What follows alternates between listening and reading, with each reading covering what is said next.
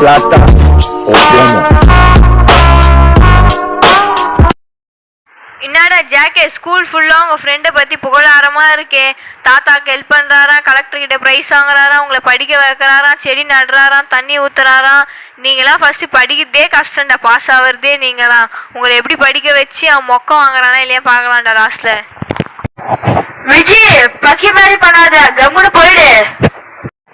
ஏ jack, எதுக்குடா விக்கி கூட சண்டை போட்டுக்கிட்டு இருக்க? இல்லடா ராகுல், நீ சொல்லி கொடுத்து நாங்க சரியா படிக்காம மார்க் வாங்க மாட்டோமா? எங்களால நீ மொக்க வாங்க போறியா? அவன் சொல்லி கடுப்பேத்திட்டு போறான்டா. அதுக்கேண்டா அவன் கூட சண்டை போடுற?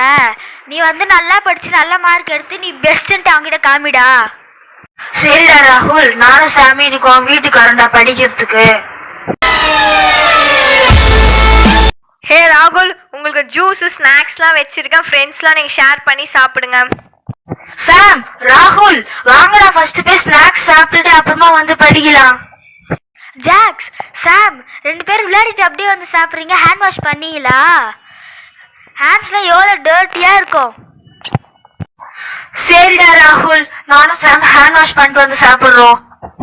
டே ராகுல், எதுக்குடா அந்த விக்கி பையன் உன்னை எப்ப பார்த்தாலும் திட்டிக்கிட்டே இருக்கான்? அதுவாடா ஜாக், நான் ஃபஸ்ட்டு விக்கி வீட்டு பக்கத்தில் தான் இருந்தேன். நான் 2nd ஸ்டாண்டர்ட் படிக்கும்போது நான் கொஞ்ச நேரம் தான் விளையாடுவேன், மிச்ச நேரம் படிச்சுக்கிட்டு இருப்பேன். அப்புறம் நான் கிளாஸில் ஃபஸ்ட் ரேங்க் ஏற்றதை பார்த்து அவங்க அம்மா விக்கி கிட்ட சொன்னாங்க, பாரு நீ விளையாடிக்கிட்டே இருக்கா, எப்படி படித்து ஃபஸ்ட் ரேங்க் எடுத்திருக்கான் அப்படின்ட்டு கம்பேர் பண்ணாங்கடா. அதால் அவனுக்கு என் மேலே வெறுப்பாச்சு. அதுக்கப்புறம் என்னை பார்த்து எங்கே பார்த்தாலும் முறைச்சிக்கிட்டே இருப்பான். அதால தான் இப்போ என்னை பற்றியும் எல்லாருக்கிட்டேயும் கோவமாக திட்டிக்கிட்டு இருக்கேன் என்னை பற்றி. அதை உங்ககிட்டயும் சொல்கிறான் அவன். நான் 3rd வேறு ஸ்கூலுக்கு போயிட்டேன்டா.